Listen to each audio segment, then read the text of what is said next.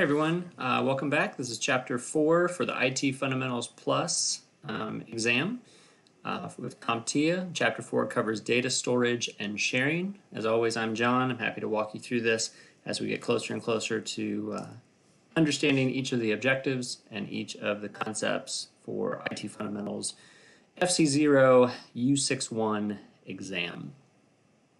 In this chapter, our objectives is that we will learn how to differentiate among types of storage and how to choose appropriate storage locations. So again, in Chapter 2, we talked about the 5 pieces of hardware. Feel free to go back and check out the Chapter 2 video on those 5 pieces. And then Chapter 3, the last video, we talked about the input and output devices. Today, we're going to move on to storage. And storage is our last piece of hardware equipment that we're going to be focusing on. Now you need to understand that storage technologies are basically files are measured in bytes, B-Y-T-E-S. And each byte represents 8 binary digits. Now the storage devices are currently measured in gigabytes or terabytes. They used to be measured in kilobytes and megabytes, and those became not big enough for us, so now we're moving on to gigabytes and terabytes. So on this chart that you can see how each one is measured exactly. A kilobyte is represented in KB, and that represents 1024 bytes, which is about 1,000 bytes, if you round it. Megabytes, abbreviated MB, is represented as 1024 kilobytes. So it's about 1,000 kilobytes to get 1 megabyte. It's represented as 1,000,000 bytes. Gigabyte is GB, 1024 megabytes, which is 1,000,000,000 bytes. Terabytes is TB, 1024 gigabytes, which is 1,000,000,000,000 bytes. And finally, the one above that, which we haven't, not too many are venturing in there, but this is going to become more and more of a common word that we say around the household, is a petabyte. And a petabyte is abbreviated as PB, and that is 1024 terabytes. And that represents 1 quadrillion bytes. A quadrillion would be a 1 with 12 zeros after it. So it's quite large. Now again, we're talking about storage. There's three main types of storage that we're going to be talking about. The first one is magnetic storage. Magnetic storage encodes data in patterns of positive and negative magnetic polarity on some magnetic medium. Usually we had floppy disks or even zip disks, but those are becoming more and more outdated, and we now use hard disks. These are typically things that are not removable from the drive. So as you can see in this picture over here, this is an example of a magnetic storage, which is actually a hard disk drive, also abbreviated HDD. Now, if this is opened up so you can see inside of it, and as you can see, it kind of looks like a CD inside of one of those. It has a spinning metal platter. So a hard disk drive is a sealed metal cartridge with a stack of metal platters inside. The disk, the spinning platter, spins under a read-write head, and then this arm you can see, this kind of Eiffel Tower looking arm, accesses the information from the outside into the center. And the various speeds can be on each hard disk drive, and it would make it go faster and faster and help you to be able to read better. So this is a very cost-effective way of storing your data, but do keep in mind that it does have moving parts. And so in order for you to access the data, you have to wait for these moving parts to speed up to the appropriate speed before you can access any of the data. So it is kind of slower in terms of storing or retrieving your information from that. As you can see down below, it's measured in capacity, rotation, speed, and cache. They can be anywhere from 1 to 10 terabytes. They're even a little bit more than that now. They can be anywhere from 5,400, 7,200, and 10,000 RPMs, which is rotations per minute. And again, the faster the speed, the more data you can access, but you do have to wait longer for it to build up to that speed. And it does have a cache, which is this memory for it to hold from, and that's from 16 to 128 megabytes. Now that is one type of storage called magnetic storage. So just remember that these are the things that you have moving parts, and one of them is the hard disk drive. And it is called magnetic storage, and you would not ever want to put any kind of strong magnet next to a hard disk drive because you could possibly erase some information that's currently on there. So you'd want to keep that separate. But these are things that are literally plugged into the inside of your computer. It's usually connected to a motherboard through one of the cables. Not only is a cable connected to the motherboard, but usually another cable is connected to the power supply to make it move. Another type of storage is the optical storage. And the optical storage is, I always remember the word optical thinking eye or eyeball, and an eyeball is round. And that's exactly what an optical storage is. It's a round disk that can hold data. Now, optical storage stores data on a reflective pattern on the shiny surface. Examples, as you can see here, are compact disc, DVDs, and Blu-rays. They can increase the capacity by adding multiple layers or sides on the disk. You might have seen a movie that has a two-sided feature. You can maybe it's widescreen on one side and normal screen on the other side. That's a two-sided feature, which means it can hold more data. And these are removable from the drive. Typically, you don't pull out a hard drive every time you want to access that information, but you can take these disks, pull them out of the machine, and put them in somewhere else, as long as there's a disk reader. Now, compact discs were great for music, and most people found that compact discs were also great for storing data. It's popular for distributing music, but now it's the standard for distributing computer programs and data. However, there's a limit to what a compact disc can hold, and I'm going to show you that very shortly on how much of these can hold and what the maximum file size could be. You also have digital versatile disc, which is your DVD. This distributes standard definition movies, but also it can share software that's too big for a CD. These DVDs can also be single or double layered, and they're usually notated by that as a DL. So an example would be like DVD DL. And then the third kind is a Blu-ray disc, which is abbreviated BD. And these are designed for high definition movies. They use a blue laser instead of a red laser and can have triple or even quadruple layers. If they have quadruple layers, they are usually notated by XL, so BDXL.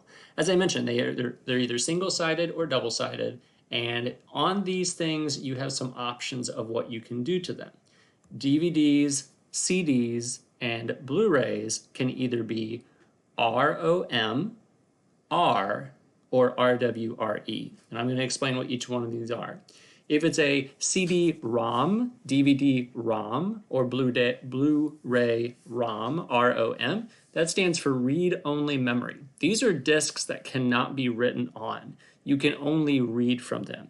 Most movies, I believe all movies that you can purchase whenever you plug them in, are not things that you can record over. These are discs that are going to be read-only. You can read from them, you can enjoy the movie, but you can't add or record anything onto those discs. So those are ROMs, R-O-M. The next one is the letter R, and it's written only once. And once data has been written to the disk, it cannot be changed. So this is a write only once. So as you can see down below, you see a CD-R and a DVD plus minus R and a BD-R. These are things that it's completely blank.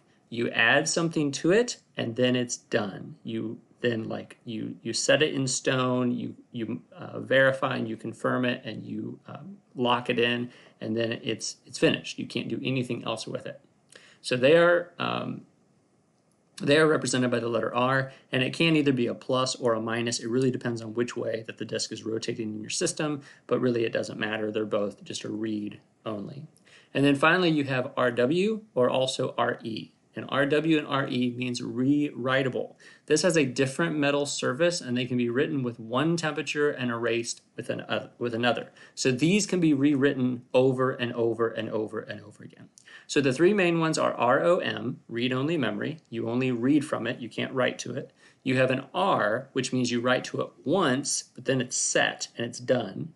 And then you have an RE or an RW, which means you can write to it over and over and over again. Now, as I mentioned, these are the storage capacities for each one. A CD only has one layer, and it can hold up to 700 megabytes, which is, pretty good for when these were first created. And then people needed something more than that. If you wanted to record a gig worth of files or a gig of a program, you couldn't hold it on a CD. So then you had a DVD. DVD 1 layer is 4.7 gig, DVD 2 layer is 8.5 gig. And then you can even go beyond that and do Blu-rays. And as you can see, Blu-rays even hold more. 1 layer is 25, 2 layers is 50, a BDXL with 3 layers is 100, and a BDXL with 4 layers, that'd be 2 on each side probably, are 128 gigs. So you can hold quite a bit more than what a CD or a DVD can hold with a Blu-ray.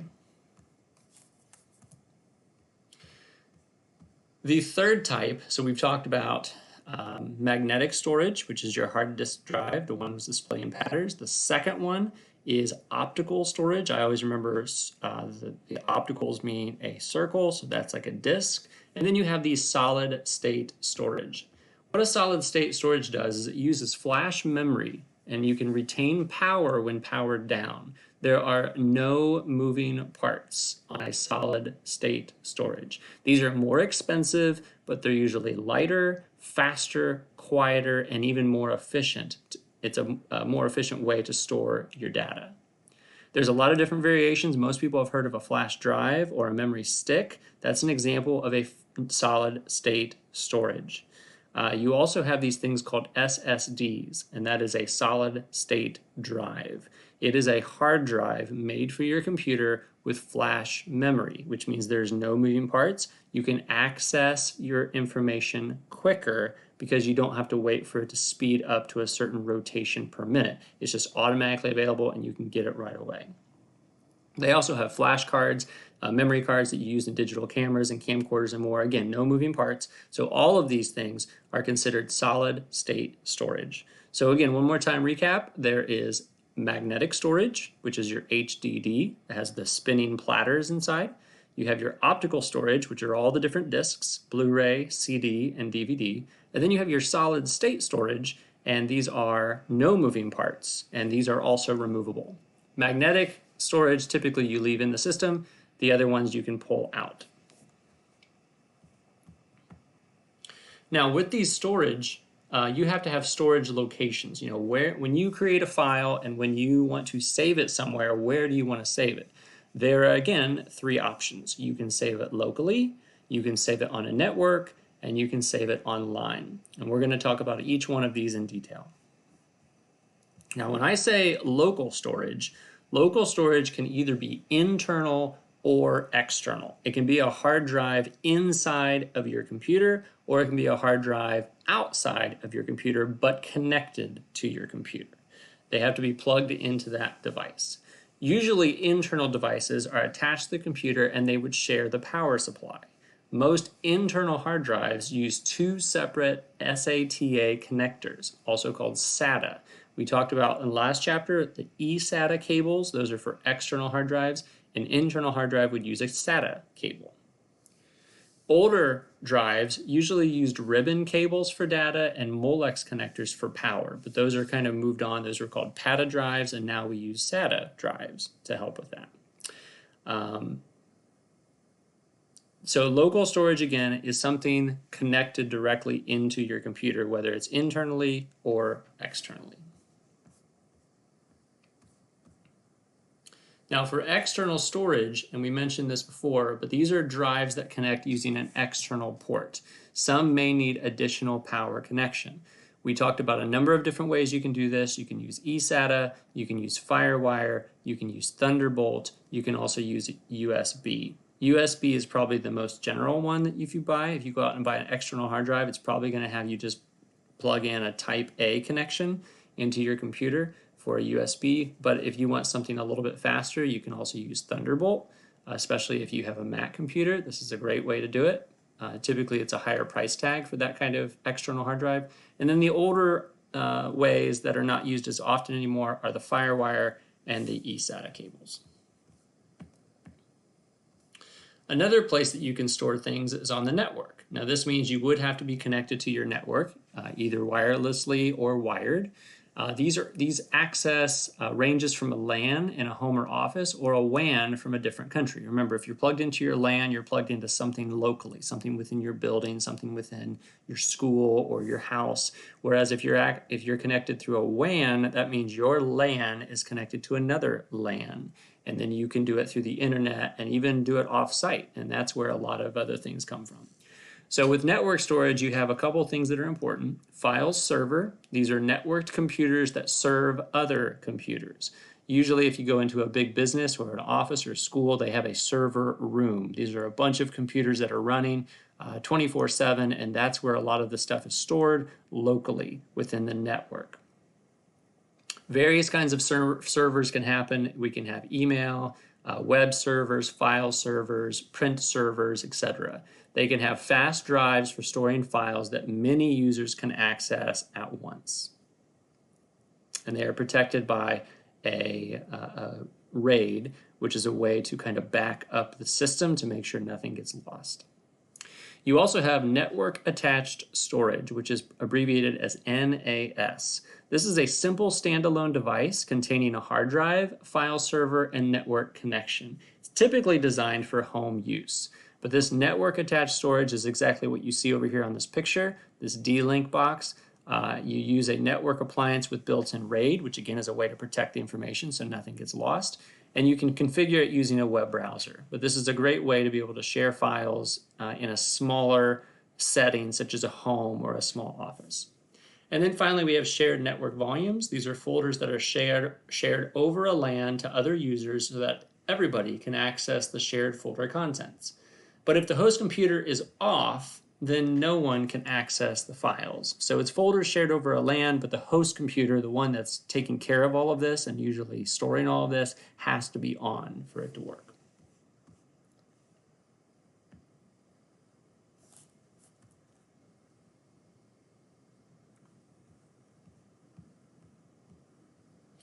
Another one for network storage is, and this is mistitled, network storage is ad hoc networks. These are directly wired computers, and you can use direct links to make two computers connect via a cable. You call this a crossover cable, and you can connect one computer to the second computer, and you plug it into an RJ45 port, like a network port, but you don't have to use a network cord. You use something called a crossover cable for you to directly share files from one computer to the next. It is more secure because if you do it using Wi-Fi or Bluetooth, which you can with an ad hoc network, other people can tap into that and possibly see what you're sending. If you're doing it through a cable though, the only person that can see it is the one that's plugged into your computer. An ad hoc wireless network, again, uses wireless LAN adapters to connect to two or more computers. As I mentioned, this is very risky due to security. And Bluetooth is the same. You can do a Bluetooth sharing through locally or through your network. With keyboard, a mouse can be Bluetooth, a headset, a printer connected to a computer, a tablet or smartphone. You can just do it from phone to phone using a Bluetooth connection. The third way of storing things, or the third location for storing things, is this online storage, and this should be the cloud storage down below. Cloud storage, you can save things online either through an online file system such as Dropbox, iCloud, OneDrive, Google Drive, all of those different places where you save files through an online system. And we can even get into it through our File Explorer. File Explorer is the window that you see over here. We're going to have a chapter discussing File Explorer at length later on. But you can get into your File Explorer online storage, and it just looks like a folder in our local system, but it's actually accessing your online storage location.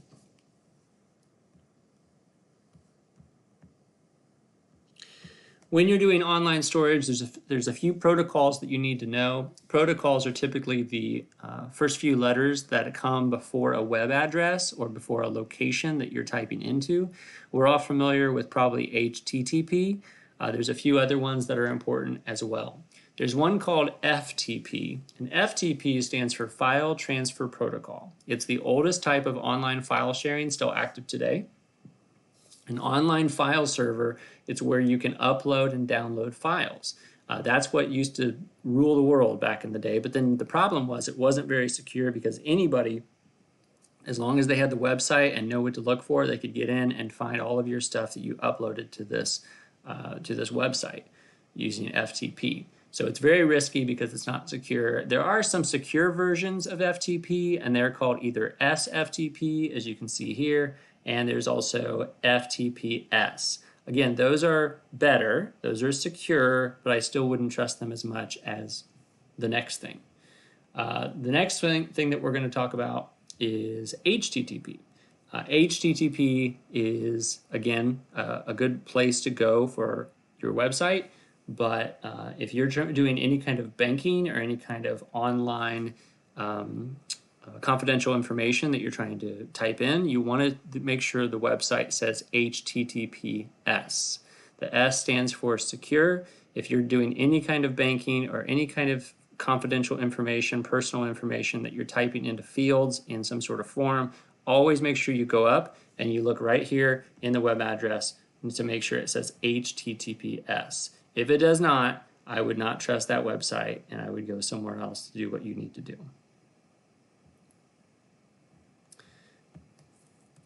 So the things that you need to look for to make sure that a website is secure is, as I mentioned, the HTTPS is very important, and if you look next to that, we even have a lock symbol, and the lock symbol is important as well. And the lock symbol could be in the address bar, or as you can see down here, it could be below the address bar.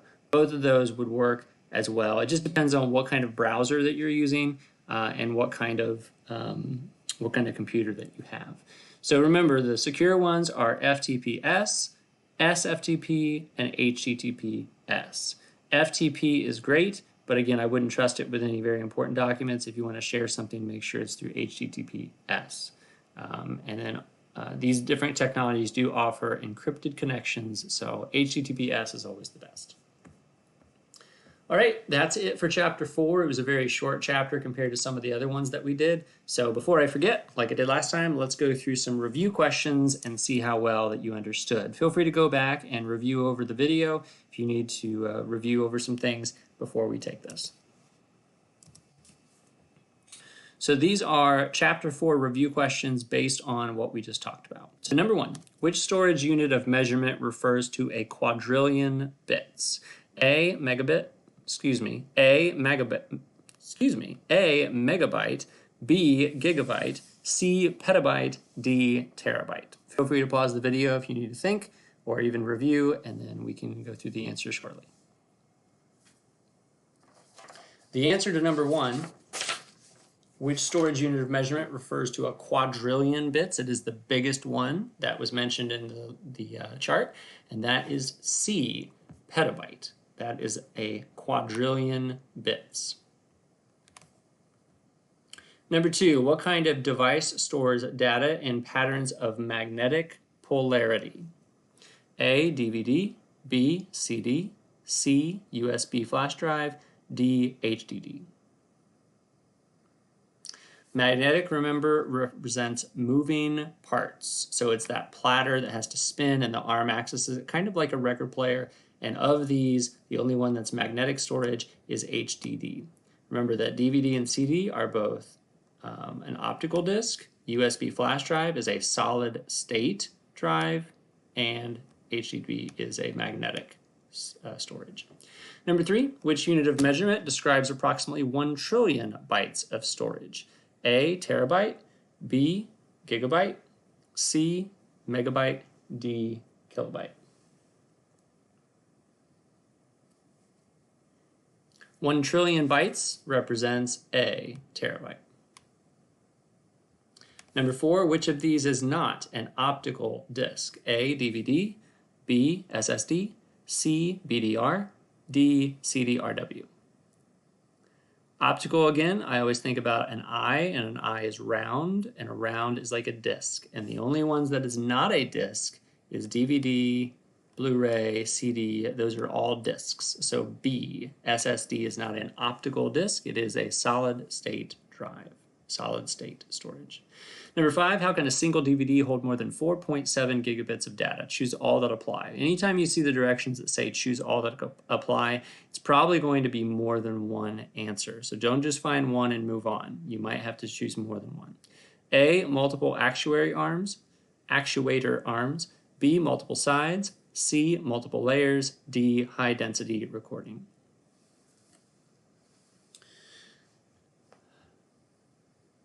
A DVD does not need an actuator arm. That is for a magnetic storage, and you wouldn't ever have multiple ones. You just have one. The only way a DVD can hold more than 4.7 gigs, which is the minimum, is either multiple sides or multiple layers. So it is B and C. Number 6, which type of optical disc is rewritable multiple times? A, DVD-ROM, B, BD, C, CD-RW, D, BDR.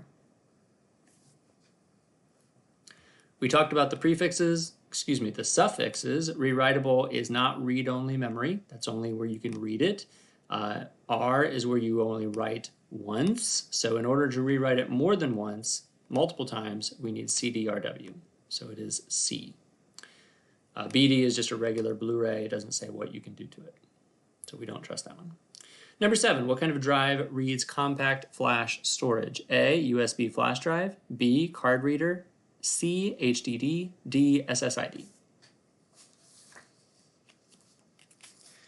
So we didn't really mention this, but we do know that a flash is no moving parts, and compact flash is a type of storage card or storage component that you would put into a camera or a camcorder to do that. So it's kind of basically like this flat, square, or rectangular piece. Now the only drive that can read one of those out of this option, out of this list, would be a card reader. You might have seen these on computers or even on a laptop, desktop, where they have these slots, and they have different size slots, and you can take your card, whatever it is, whether it be compact flash, whether it be any of the other varieties that are different sizes, and you can literally plug it into the computer and it will read it. That way you don't have to plug in your actual camera or media device. So you do have these card readers that are part of computers. So the answer is B, card reader.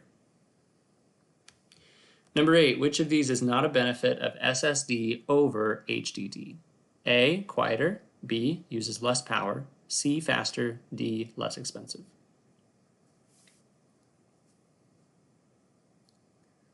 Now again, you got to kind of think a little bit of what it's asking. Now it's saying we're comparing SSD, which is a solid state drive, no moving parts, compared to HDD. It has the magnetic discs, the platter, and that moves with the arms, and it does have moving parts. Now they say which of these is not a benefit. So what I like to do is I think about which ones are a benefit, and then it's the one that's the opposite of that. So an SSD is quieter than an HDD. So that is a benefit. So that's not our answer. Uses less power, that's also true. An SSD uses less power than an HDD. That's not our answer. Faster, also true. SSD is faster than an HDD. Remember, we don't have to wait for it to spin. We can access information immediately. The only one that's not a benefit is that it's not less expensive than an HDD. An SSD is more expensive than an HDD. So that one is the one that's not a benefit. Kind of some wordplay there. Number 9, which of these is an external storage connection? ePATA, B, eSATA, C, PATA, D, SATA. External, we mentioned before, external, always remember the letter E, and the letter E represents eSATA, so it is B. Number 10, which of these is an ad hoc network? Now, an ad hoc network is for one computer or one system to connect directly into another system. And you can do it using a number of different ways, but out of this option, the answer would be D, direct link with crossover cable. You could also do it with a Wi-Fi system or with a Blu-ray, but in terms of what it's offering here, that is D, direct link with crossover cable. And finally, number 11, which of these is a secure protocol for transferring files? A, SFTP, B, FTP, C, HTTP, D, USB. Out of these options, the most secure one is the one that usually has the S. Now, if there's multiple S's, you just have to make sure you know what each of these are. Yes, there's an S in USB. That doesn't represent secure. It is SFTP. FTP, again, is not as trusted as what you'd like. SFTP is better. Still, I wouldn't trust that as much as HTTPS, but they don't give you HTTPS. So we have to trust the only one on here that's secure, which is SFTP. Great, thanks for following along with me. This was chapter 4, dealing with storage, locations, and sharing. If you have any questions or comments, feel free to put them down below. I'm happy to answer whatever you have. And we're going to continue to roll out new videos with chapters 5 through 15 coming up later. But again, thanks for watching, and as always, keep on keeping on.